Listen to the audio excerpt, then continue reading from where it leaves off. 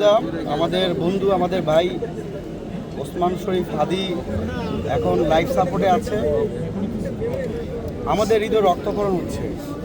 আমি কিছুক্ষণ আগেই আমার ভাইকে দেখতে গিয়েছিলাম, সেখানে মানে তাকে সরাসরি দেখার সুযোগ হয়ে ওঠে নাই, এখনও তিনি চিকিৎসাধীন অবস্থায় আছে। তো ওখান থেকে আমি ডাক্তারদের সাথে কথা বলে যেটা শুনতে পেয়েছি যে ওনার কানের নিচে গুলি লেগেছে এবং সেই গুলিটা বের হয়েছে, কিন্তু ওখানে গুলি লাগার কারণে ওই একটা অংশ হাড্ডিটা ভেঙে গেছে, ওইটা মাথার ভিতরে রয়ে গেছে। আমি শুনতে পাচ্ছি যে তার মাথায় যেন ইনফেকশন না হয়, তাহলে সেই জন্য তার মাথার খুলি বের করে রাখতে হবে যেন ইনফেকশন না হয়, এরকম একটা কথা শুনে আসছি। আসলে আমরা দেখেন, আমরা জুলাই আগস্ট ছাত্র নাগরিক অভ্যুত্থান করতে গিয়ে আমাদের অসংখ্য ভাইকে, অসংখ্য বোনকে আমরা হারিয়েছি।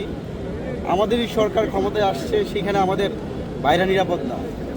বাংলাদেশ আজ অনিরাপদ শহরের নগরীতে পরিণত হয়েছে। আজকে যে ওসমান হাদির যে অবস্থা, তিনি কিন্তু কিছুদিন আগেই তার ফেসবুকে একটা স্ট্যাটাস দিয়েছিলেন, ওয়াইফকে দর্শন করা হবে, তার মা বোনকে দর্শন করা হবে এবং তাকে হত্যা করা হবে, এবং তিনি স্ট্যাটাস দিয়েছেন, হাজার হাজার মানুষ দেখেছে। তো অত্যন্ত লজ্জা লাগে, দুঃখ লাগে। প্রায় 200 শতাধিক শহীদের রক্তের বিনিময়ে যে সরকার বর্তমানে ক্ষমতায় আছে, তাদের কর্ণকুহরে সেটা পৌঁছায় নাই।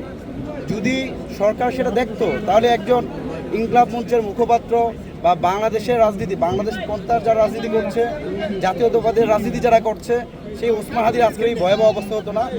আমরা এই ঘটনার তীব্র নিন্দা এবং প্রতিবাদ জানাই, এবং একসাথে অন্তর্বর্তীকালীন সরকারকে আমরা বিবৃতির সরকার দেখতে চাই না।